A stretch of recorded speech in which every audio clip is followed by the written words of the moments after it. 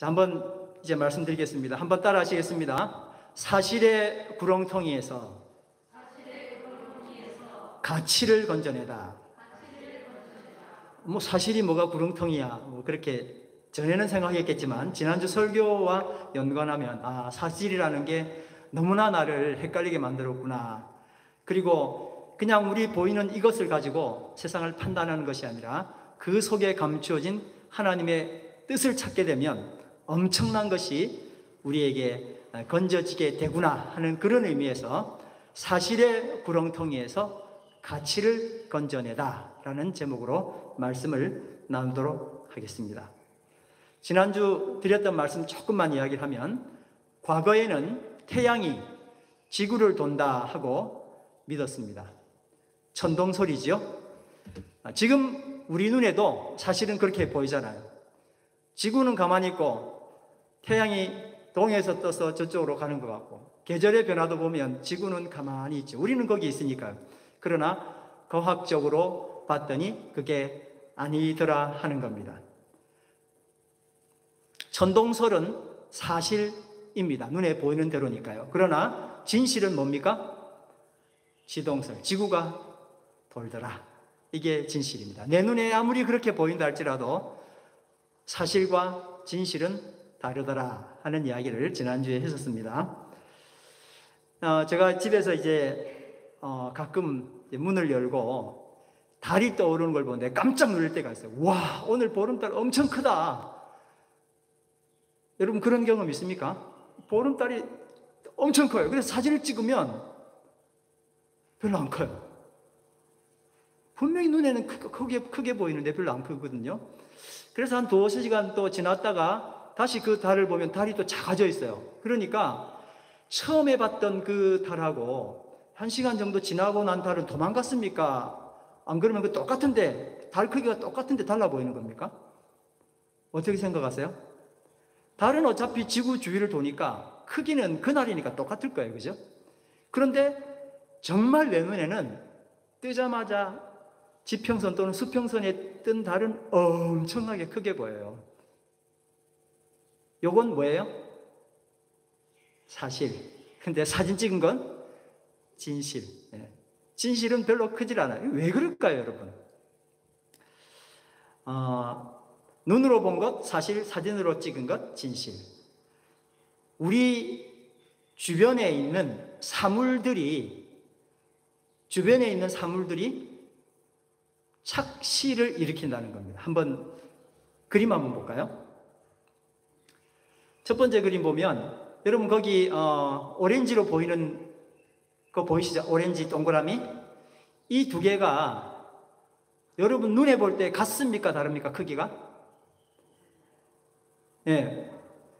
작은 동그라미 주무여들어 있는 그 오렌지는 굉장히 커 보이잖아요. 근데 큰 동그라미 안에 있는 오렌지는 작아 보이죠. 근데 두 개 똑같아요. 크기가 똑같은데 주변 것 때문에 착시를 일으키는 겁니다. 자, 다른 그림 한번 볼까요? 여러분 보니까 빨간 바가 있잖아요. 그 두 개가 사실 길이가 똑같아요. 근데 이렇게 세워놔 보니까 아래에 있는 애는 작아 보이고 위에 있는 애는 짧아 보이고 위에 있는 애는 길어 보이죠. 이게 뭐라고요? 착시. 그러니까 착시는 어떻게 해서 일어나냐면은 사물 때문에, 주변에 있는 사물 때문에 일어나는 거예요. 이렇게 만들어 오면 내 눈에 분명히 쟤는 작은데 쟤는 분명히 큰데 이렇게 해도 사실과 진실은 다르더라 하는 겁니다. 제가 형님이 제주도에 살아서 이제 굳이 다른 데는 못 가고 저희들 있었을 땐 도깨비 도로라 그래가지고 갔는데, 요새는 신비의 도로로 이름을, 도깨비는 또 좀 겁나잖아요. 그러니까 신비의 도로 이름을 바꿨더라고요. 제주도에 신비의 도로를 가봤는데 내리막길까지 가서요, 차를 이제 중립에 놓는 거예요. 그러니까 차가 이제 내리막길로 내려갈 거 아니에요. 중립에 놓으면 내리막길에서 차가 내려가야 되는데 이상하게 오르막길로 차가 거꾸로 중립에 놨는데 누가 아무것도 안 했는데 차가 오르막길로 막 올라가요. 그래서 이 도로를 신비의 도로, 그렇게 혹시 그게 변했나 싶어서 지난번에 갔었을 때도 그걸 또 가봤거든요. 근데 여전히 또 차를 중립해 놨는데도 불구하고 고바오로 올라가는 거예요. 이게 어떻게 된 거냐면은, 그래서 뭐 과학자들이 조사를 했을 거 아니에요. 경사가 3도 정도가 분명히 내리막인데 주변에 있는 많은 환경들 때문에 얘가 오르막으로 보이는 거예요. 내리막, 오르막이 전혀 다르게 보이는 겁니다. 주변 지형들이 그렇게 우리 눈에 착시를 준 겁니다. 자, 제가 이렇게 말씀드리는 이유가 있습니다. 달이나 뭐 제주도의 신비의 도로, 이런 것들은 뭐 재미로 지나갈 수 있어요. 그런데 우리 삶의 매우 중요한 부분임에도,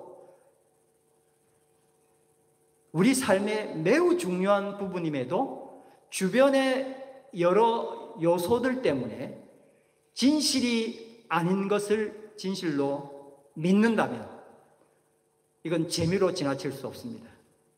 내가 분명히 봤어, 맞잖아 하고 우리는 이야기하잖아요. 분명하니까. 근데 사실 그게 뭐라고요? 어떨 때는 거짓이더라고요. 사실이긴 한데 진실은 아니더라고요. 그런 일들이 우리에게 있다는 겁니다.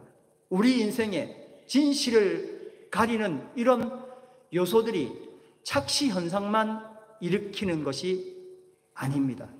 이 요소들이 우리 마음과 생각에도 영향을 주는데 이걸 뭐라 그럴까요?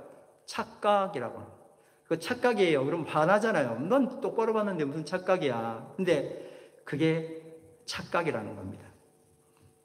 이런 착각의 요소들이 나에게 일어난 어떤 사건을 진실과 다르게 여기도록 만들고 그렇게 또 행동을 하게 합니다.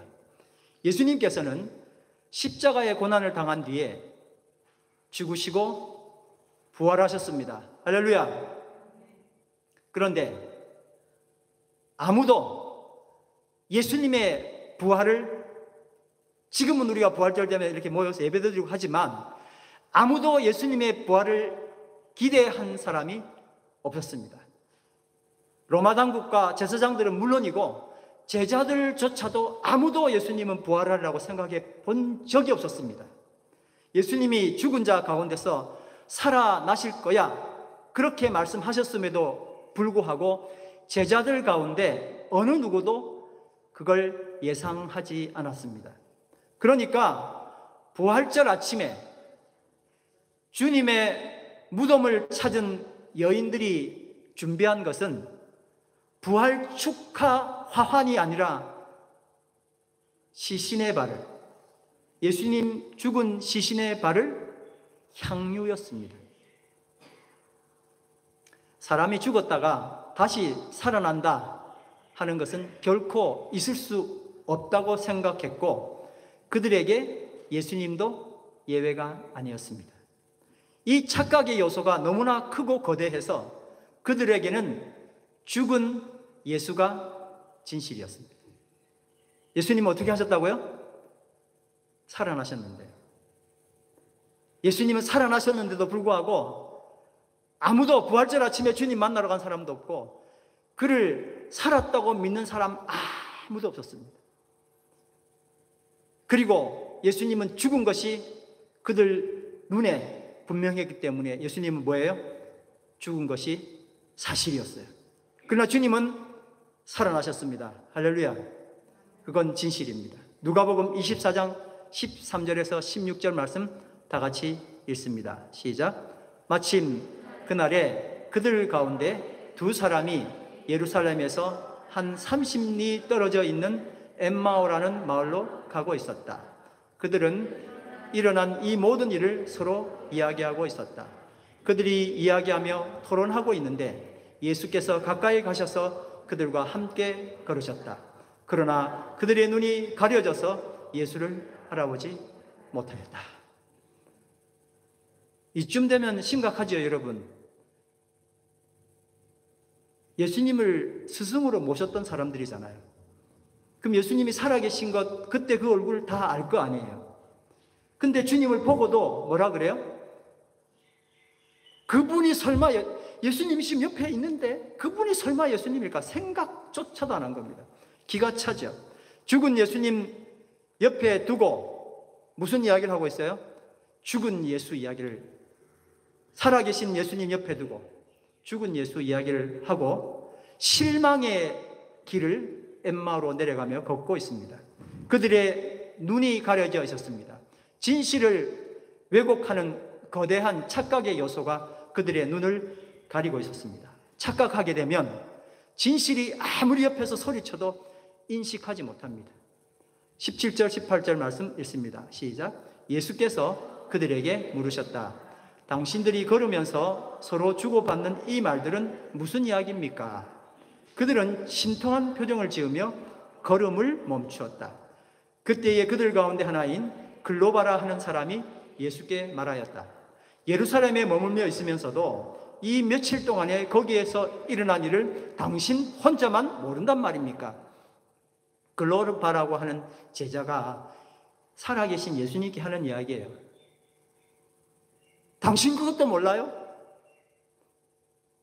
예수님께 하는 이야기예요. 이 며칠간 얼마나 심각한 일이 일어섰는지 아세요?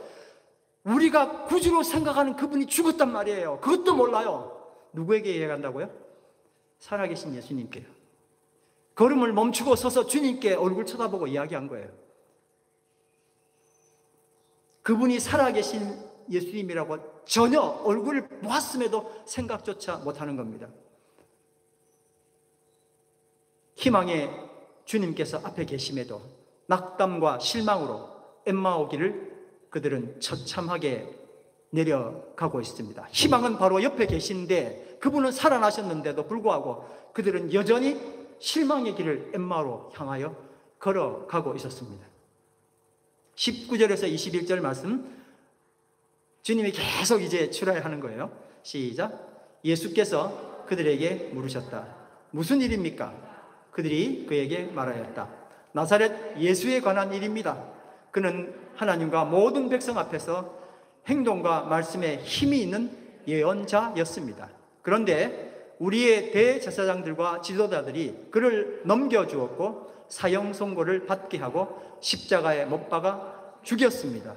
우리는 그분이야말로 이스라엘을 구원하실 분이라는 것을 알고서 그분에게 소망을 걸고 있었던 것입니다. 그뿐만 아니라 그런 일이 있은 지 벌써 사흘이 되었는데, 한번 따라 하십니다. 예언자였습니다. 죽었습니다. 죽였습니다. 있었던 것입니다. 그런 일이 있은 지 벌써 사흘이 되었습니다. 모두 다 과거 이야기입니다. 현재 주님이 여기 살아계신데도 불구하고 과거에 이들에게는 구원해 주실 그분은 십자가에 못 박혀 죽었고 지금 죽은 지 사흘 됐다고 이야기하고 있습니다. 살아계신 예수님을 앞에 두고 예수가 죽었음을, 그리고 그가 죽은 지 3일이나 되었음을 정말 열심히 설득하고 있습니다. 그들에게 예수는 죽은 예수, 과거의 예수일 뿐입니다. 그리고 살아계신 예수님 앞에 죽은 예수를 소개하고 있습니다. 22절에서 24절 말씀 다 같이 읽습니다. 시작. 우리 가운데서 몇몇 여자가 우리를 놀라게 하였습니다. 그들은 새벽에 무덤에 갔다가 그의 시신을 찾지 못하고 돌아와서 하는 말이 천사들의 환상을 보았다는 것입니다. 천사들이 예수가 살아 계신다고 말했다는 것입니다. 그래서 우리와 함께 있던 몇 사람이 무덤으로 가서 보니 그 여자들이 말한 대로 그분을 보지 못하였습니다. 잘했다는 이야기일까요? 정말 기가 찼다고 하는 이야기일까요?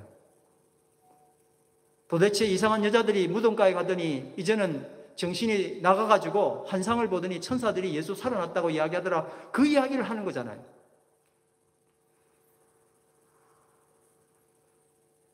여러분 11절 말씀, 그러나 사도들에게는, 다 같이 읽겠습니다. 시작. 그러나 사도들에게는 이 말이 어처구니 없는 말로 들렸으므로 그들은 여자들의 말을 믿지 않았다. 이미 있었던 이야기입니다.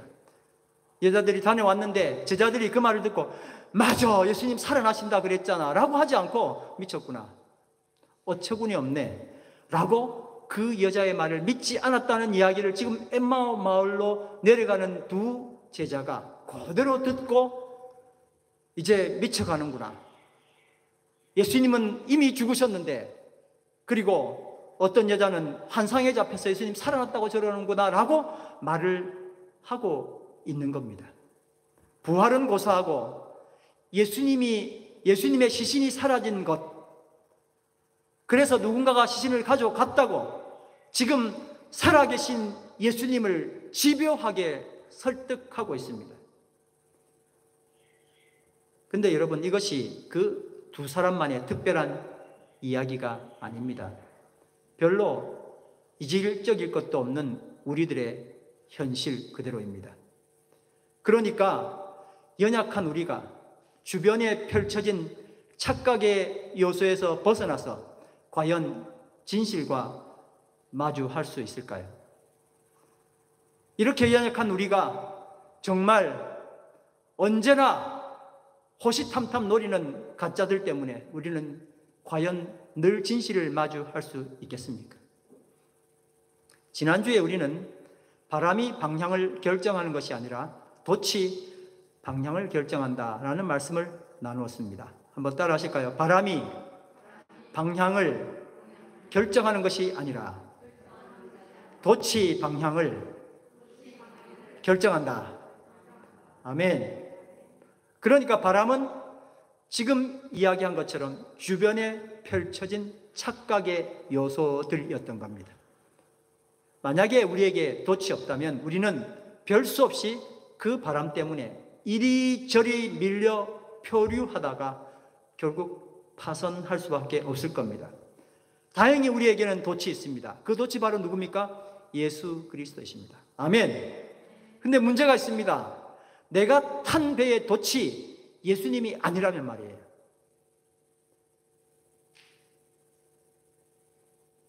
그럼에도 우리는 예수님이라고, 그 돛은 예수님이라고, 나에게 있는 그 돛은 예수님이 아니고 다른 건데도 불구하고 그분이 예수님이라고 만약에 이것처럼 착각한다면 어떻게 할 겁니까? 우리는 예수님을 믿습니다. 그런데 어떤 예수님을 믿느냐 하는 것은 사람마다 다 다른 것 같습니다. 내 마음대로 부릴 수 있는 예수님을 믿는 사람이 있습니다. 예수님 이거 대주세요, 저거 대주세요. 내가 문제 있을 때마다 내가 내 삶의 주인이 돼서 예수님을 이용하는 사람, 이것은 좀 전에 그 제자들처럼 죽은 예수를 섬기는 것이고 가짜 예수입니다. 내 마음대로 할 수 있는 예수는 세상에 없습니다. 왜냐하면 주님은 살아 계시기 때문입니다. 할렐루야. 그래서 그분은 살아 계시기 때문에 역사하시는 것이지 죽은 예수로서 내 마음대로 할 수 있는 예수는 우상에 불과한 겁니다. 반면 예수님 뜻대로 내가 주님의 부림을 받고 있는 사람이 있습니다. 당연히 주님은 나를 부리셔야죠. 살아계신 예수님을 섬기는 사람입니다. 내 마음대로 부릴 수 있는 예수를 믿는 사람은 죽은 예수를 믿는 사람입니다. 반대로 예수님 뜻대로 내가 부림을 받고 있는 사람은 살아계신 예수님을 믿는 사람입니다. 아멘. 내가 내 삶의 주인으로 예수님의 도움을 받고 사는 사람과 내가 내 삶의 주인이에요. 예수님 좀 도와주세요. 내가 다 주도하는 거예요. 이런 사람과 예수님이 내 삶의 주인으로 주님의 뜻을 따르며 주님의 일을 하는 사람이 있습니다. 둘 다 예수님 믿는다는 타이틀은 같아 보이지만 전혀 다른 믿음입니다. 정리하자면 내가 내 삶의 주인으로 예수님의 도움을 받고 사는 사람은 죽은 예수 신앙입니다. 반대로 예수님이 내 삶의 주인으로 주님의 뜻을 따르며 주님의 일을 하는 사람은 살아계신 주를 믿는 신앙입니다. 내 삶의 주인이 나인지 예수님인지 아는 방법이 있습니다. 남들에게 내 삶의 주인은 예수님이야 뭐 이렇게 보여주거나 이렇게 하는 게 아니고 진짜 스스로 점검하는 게 있는 겁니다. 정말 솔직하게 내 삶의 주인이 난지 주님인지 한번 보게 되길 바랍니다. 자, 예를 들어 보겠습니다. 어떤 일을 보는 내 견해, 이걸 인식이라고 이야기합니다. 무언가 사건이 일어나면 그걸 내가 볼 거 아니에요. 이걸 사실로 보는 걸 사실인식 그럽니다.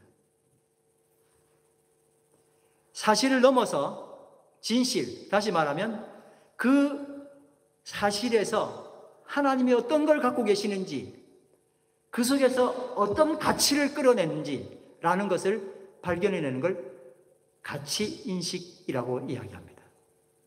사실이냐 가치냐에 대한 문제입니다. 어떤 일을 보고 그냥 내 눈에 보이는 대로 이게 사실이야 라고 말할 수 있는데, 사실로 보는 게 아니라 여기서 어떤 가치를 하나님이 주시는가 하고 가치를 끌어내는 거예요. 만약 나에게 닥친 일을 눈에 보이는 그대로 반응하면 이걸 사실인식 그러겠죠. 이 반응은 그냥 리액션입니다. 동물도 하는 리액션, 심지어 식물도 하는 리액션입니다. 때리면 바로 반응하는 것, 0.1초도 걸리지 않고 바로 반응해내는 것. 내가 좋으면 남들이 뭐라 해도 떠들썩 난리가 나고, 내가 싫으면 남들이 뭐라 해도 그 기분 나쁜 것 다 표현하고 하루 종일 그 울분과 싸우는, 바로 내가 내 삶의 주인인 삶, 리액션의 삶입니다. 식물도 동물도 다 하는 리액션. 그런데 만약 내가 나에게 닥친 일을 눈에 보이는 대로 반응하지 않고 이 일을 통해서 주님께서 나에게 주신 가치에 유념하고 산다면, 이건 동물적 반응, 리액션이 아니라 하나님의 자녀의 반응인 책임, 리스판스 할 수 있는 능력을 가진 책임 있는 삶입니다. 리액션 할 것인지 리스판스 할 수 있는 어빌리티를 가질 것인지, 그게 가치 인식과 사실 인식의 차이입니다. 책임이라는 것은 가치를 인식하고 반응할 수 있는 능력입니다. 내 본능에서 나오는 사실 인식은 착각이 좋아하는 먹이입니다. 그러니까 내 주변에 그렇게 많은 일루션들이 발생할 수밖에 없는 이유는 다 내가 내 주인이기 때문에 그런 거예요. 어떤 것이 다 나에게 도움이 되는 거예요. 그러니까 무슨 반응이든 다 내가 착각하게 되면, 사실로만 인식하고 내 위주로 생각하면 주변에 있는 모든 것들은 그렇게 나를 위해서 변화되는 겁니다. 그래서 우리는 늘 착각할 수밖에 없어요. 무슨 말을 해도 착각하는 거죠. 착각이 정말 좋아하는 먹이입니다. 정리하자면 사실인식은 내가 나에게 닥친 일을 눈에 보이는 그대로 반응하는 것. 이게 뭐라고요? 리액션. 내가 내 삶의 주인이고 내가 나를 너무나 많이 배려하는 겁니다. 가치인식은 내가 나에게 닥친 일을 통해서 주께서 나에게 주신 가치에 수긍하는 거예요. 책임이라는 것은 좀 전에 말씀드렸던 것처럼 리스폰스하는 어빌리티, 능력을 가진 걸 말합니다. 하나님이 내 삶의 주인이고 하나님을 배려하고 이웃을 배려하는 것, 이게 뭐예요? 이게 리스폰서빌리티예요. 그게 책임입니다.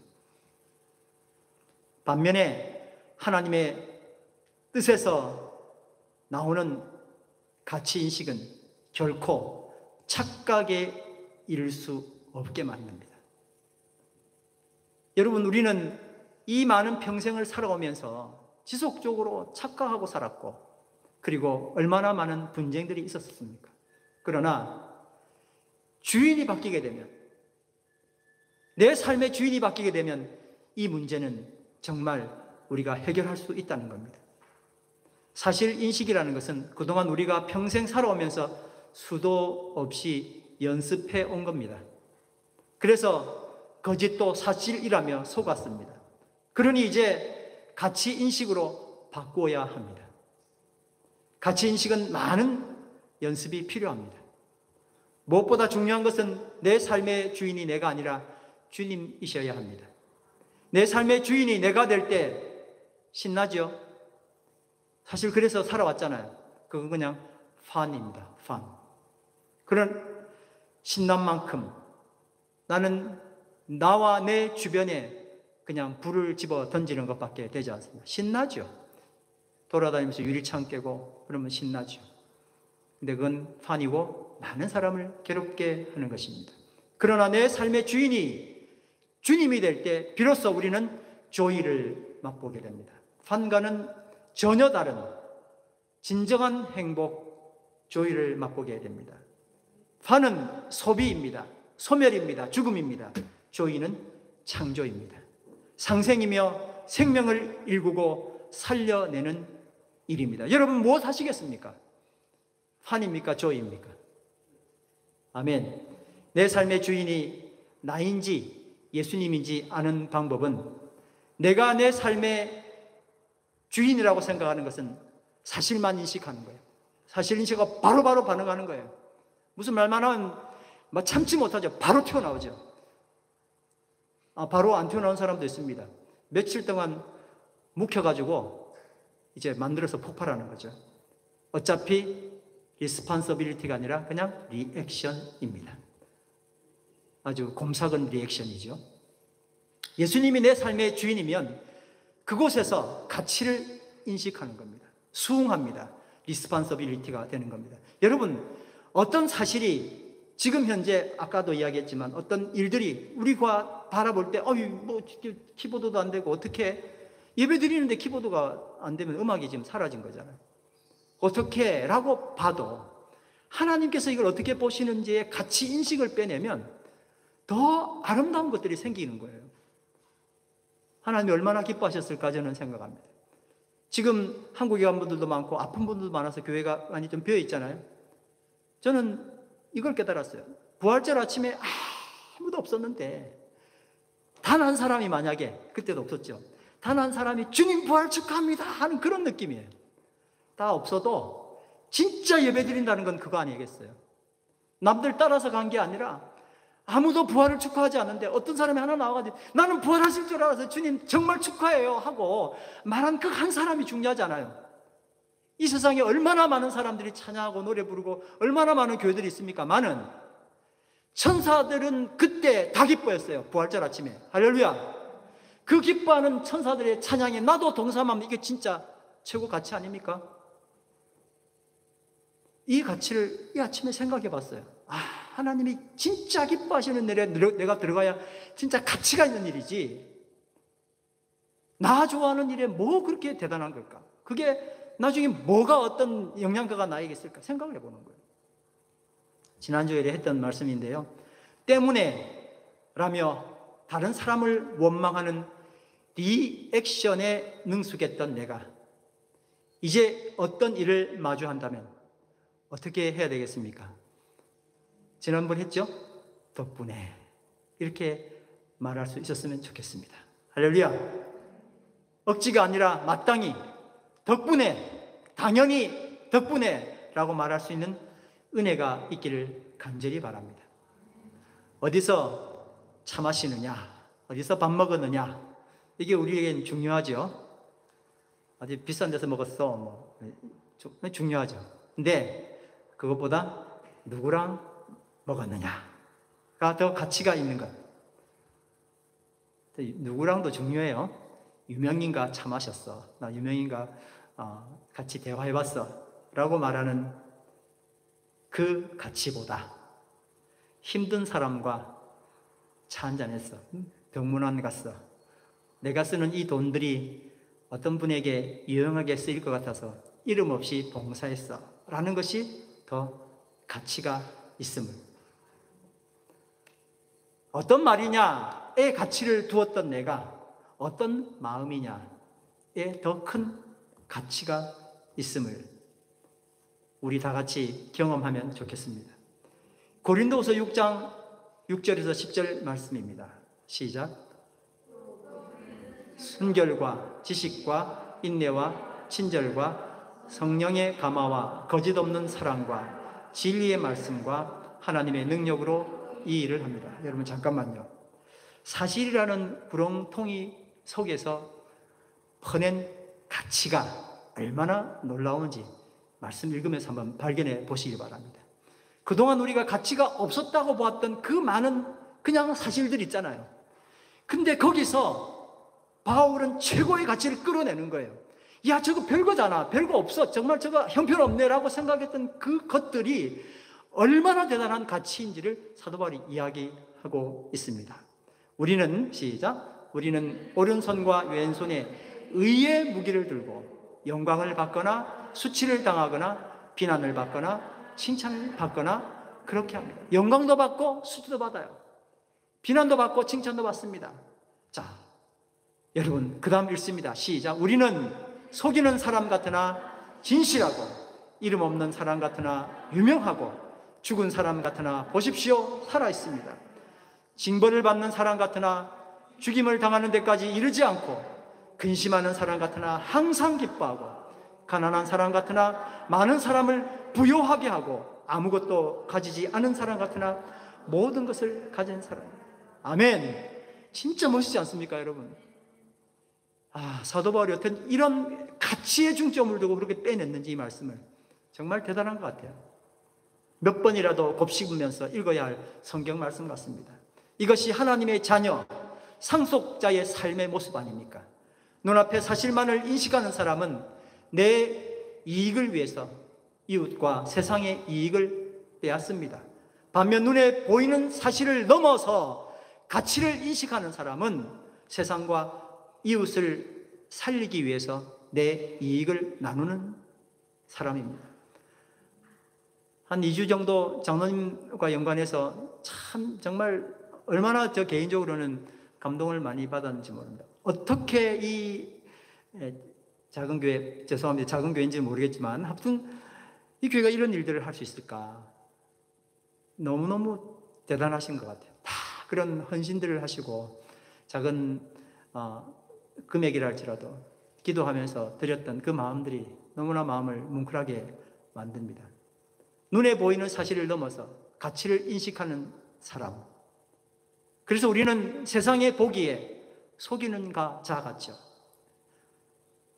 아니, 사실이 사실이지 무슨 사실에서 가치를 빼내 이렇게 말하면 속이는 자 같잖아요. 무슨 거짓말하지 마. 세상은 그렇게 말 안 해. 무명한 자 같잖아요. 이름이나 턱턱턱 내고 해야 되는데 이름도 다 어떤 분이 헌금했는데 이름은 절대 알리지 마라 그랬는데 제가 모르고 알려버렸어요. 아무튼 장로님 모르게 할 겁니다. 네. 하여튼 하지 말라더라고요. 제가 이 의미를 모르고 그랬습니다만 여러분도 입을 좀 죽은 자 같으나 그리고 징계를 받는 자 같으나 근심하는 자 같으나 가난한 자 같으나 아무것도 없는 자 같으나 세상적 가치로 보면 이런 사람들은 실패자입니다. 그렇죠? 가치가 없는 사람이에요. 근데 세상은 이런 사람 되지 말라고 가르치지만 하나님은 이것이 가치가 있다고 말씀하시고 우리는 이 가치에 정말 놀라운 가치가 숨어 있음을 이미 얼마나 많이 경험하고 사는지 모릅니다. 세상의 가치가 아니라 하나님의 가치에 함께 하시길 간절히 바랍니다. 그러므로 우리는 루저처럼 사는 것으로 보이지만 실질적으로는 세상을 살리는 유저로서 사는 사람들입니다. 하나님의 관점에서 보면 우리는 속이는 자가 아니라 정말 참된 자입니다. 진리에 서 있는 자입니다. 무명한 자가 아니라 유명한 자이고 난 너 때문에 살아 라고 말씀하시는 바로 그 주인공이 나인 것입니다. 난 네가 너무 좋아 주님께서 말씀하시면 끝 아닙니까? 죽은 자가 아니라 그래서 살아있는 자고 징계도 죽임도 당하지 않고 근심하는 자 같으나 항상 기뻐하고 가난한 자가 아니라 많은 사람을 부자로 만들어주고 아무것도 없는 자 같지만 모든 걸 다 가진 큰 그릇의 사람이 되는 것입니다. 할렐루야. 예수님을 만나기 전까지 바울은 킬러였습니다.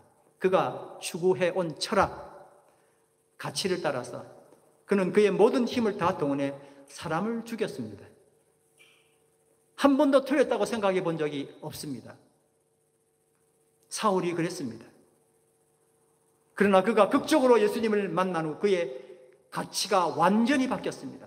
킬러에서 구원자로, 그리고 마침내 세상을 살리기 위해서 순교자로 그의 삶을 마감했습니다.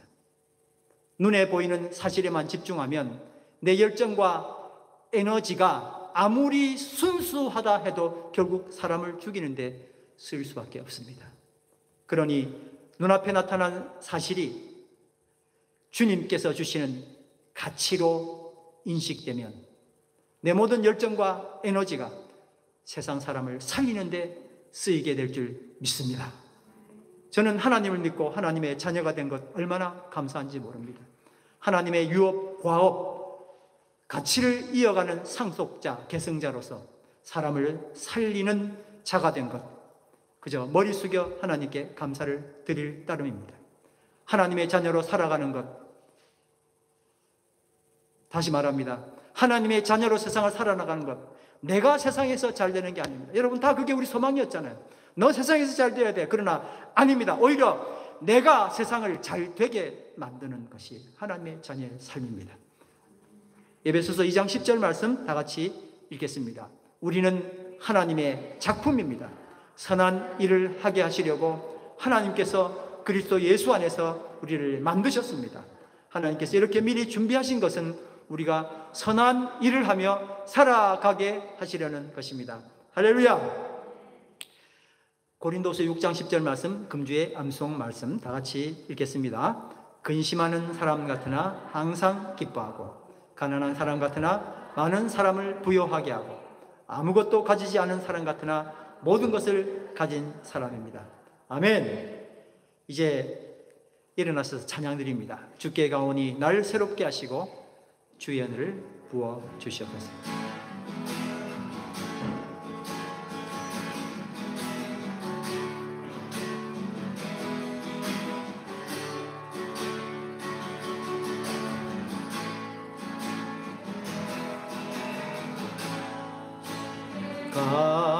가오니 날 새롭게 하시고 주의 은혜를 부어주소서.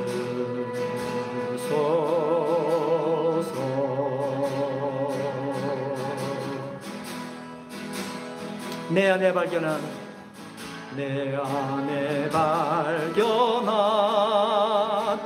나의 연약함 모두 벗어지리라. 주의 사랑으로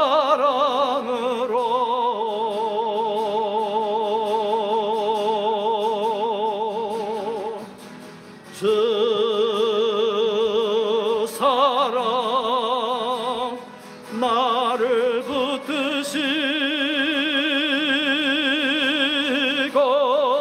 붙드시고 주 곁에 날 이끄소서.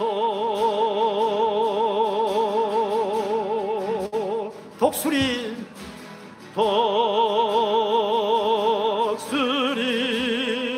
날개 올라가듯 나 주님과 함께 일어나 걸으리. 주의 사랑 안에. 오늘 말씀 생각하시면서 다 같이 합심하여 기도하겠습니다. 하나님, 우리는 그저 눈에 보이는 사실에 얼마나 빨리 리액션하고 살았는지 모릅니다. 하나님의 자녀임에도 불구하고 모든 걸 잃고 또 나는 내 자신의 주인이 되어서 지금 현재 나에게 닥친 그 사실만을 가지고 이 세상을 판단했던 어리석은 사람이었습니다. 하나님 불쌍히 여겨주시고 오늘 말씀 통하여 이제 어떤 사건에서 가치를 인식할 수 있는 하나님의 사람 되기를 원합니다. 리스폰스 할 수 있는 어빌리티가 있는 하나님의 사람 되기를 간절히 바랍니다. 하나님, 우리는 근심하는 사람 같으나 항상 기뻐하고 가난한 사람 같으나 많은 사람을 부요하게 하고 아무것도 가지지 않은 사람 같으나 모든 것을 가진 사람으로서 주님께 나가기를 원합니다. 하나님, 우리를 붙들어 주시옵소서. 하나님, 우리를 살펴주시옵소서. 주님께 갑니다. 새롭게 하여 주시옵소서. 주의 은혜를 부어 주시옵소서. 우리의 눈을 열어 주시옵소서. 당신을 보게 하여 주시옵소서. 내 안에 발견한 나의 연약함이 모두 벗어지고 주의 사랑으로 새롭게 되는 역사가 있도록 인도하여 주시옵소서. 주 사랑 나를 붙드시고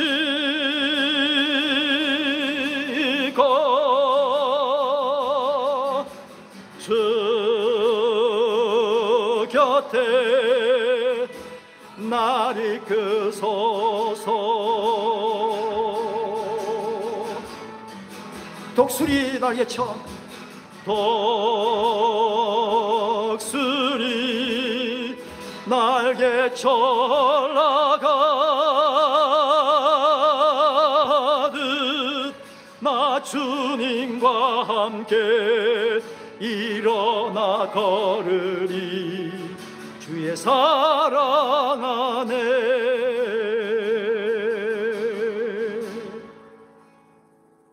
방향을 결정하는 것은 바람이 아니라 돛입니다.